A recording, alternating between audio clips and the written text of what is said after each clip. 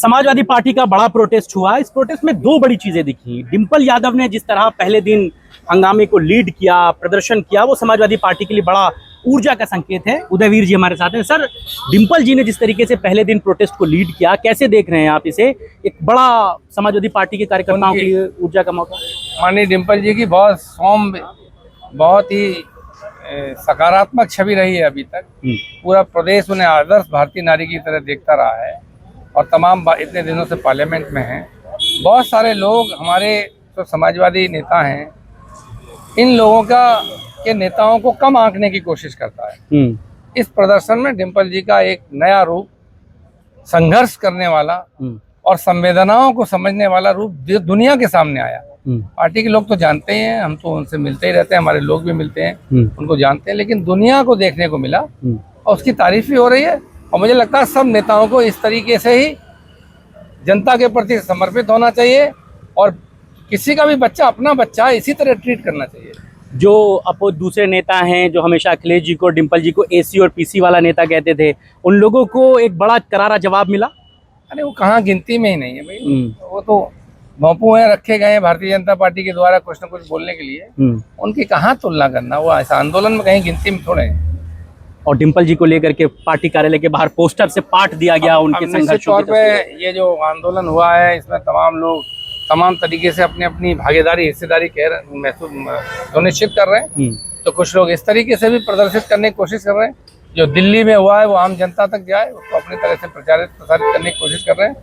इस लोकतंत्र के महापर्व में और लोकतांत्रिक आंदोलन में हर व्यक्ति अपनी परिस्थिति, सुविधा और सबलता के हिसाब से योगदान देता है। ये भी उसी का हिस्सा है। एक बात और, प्रदर्शन के दौरान पुलिस लाठीचार्ज कर रही थी, लेकिन बहुत सारे बिना वर्दी के लोग भी वहां पर घूम रहे थे। बहुत सारे कैमरों में उनको, बहुत बड़ा सवाल है। हम लोग भी मांग कर रहे हैं और मुझे लगता है कि संसद में भी और इधर उधर भी लोग मांग करेंगे कि उनकी पहचान पहले घोषित की जाए। कि पुलिस के डंडे करंट वाले लिए प्राइवेट ड्रेस में गुंडा प्रवृत्ति के बड़े बड़े बाल, दाढ़ी, जिस वेशभूषा में पुलिस नहीं रहती, उस तरह के वेशभूषा वाले लोग थे। अगर ये प्राइवेट गुंडों का प्रयोग किया पुलिस ने या भारतीय जनता पार्टी की सरकार ने, तो ये तो अक्षम्य अपराध है। इसके लिए तो मोदी जी को जिम्मेदारी लेनी पड़ेगी। इन लोगों की किसकी हिम्मत और हैसियत है कि हमारे बच्चों को ये लोग गुंडे बदमाश लाठी मारे? जो लाठी मार भी रहे हैं उनके पास, कई के पास वर्दी नहीं, कई आरएएफ के लोग अपनी नेम प्लेट हटाए हुए हैं। नेम प्लेट हटाना एक अनुशासनहीनता की बात है। हालांकि इसमें एक बात, वो एक अनुशासनहीनता की बात है। लेकिन कोई पुलिस का व्यक्ति नहीं है और वो पुलिस के साथ मिलकर बच्चों को पीट रहा है, ये तो घोर अपराध है। और निश्चित तौर पे सबकी नजर है और ये बात आगे बढ़ेगी। और आपको लगता है टीवी चैनल्स को लेकर के भी जो एक माहौल बना, गोदी मीडिया का विरोध आपने देखा वहां पर, जो नैरेटिव बड़े, अब एंकर्स एसी रूम्स पे बैठ के अपनी मनगढ़ंत कहानियां रचेंगे, सड़क पे हो रहे आंदोलनों को और संघर्ष को छुपाने की कोशिश करेंगे, सरकार की एड के लालच में चमचागिरी करेंगे, तो ये फ्रस्ट्रेशन कहीं ना कहीं निकलेगा। जिन साथियों के साथ घटना हुई, प्रेस के साथियों के साथ, वो हम लोग उसको सहमत नहीं है, वो नहीं होनी चाहिए। लेकिन क्या करें, किसी का कर्म कोई बेचारा भुगत गया, इस तरह की स्थिति नहीं बननी चाहिए। चलिए, बहुत शुक्रिया।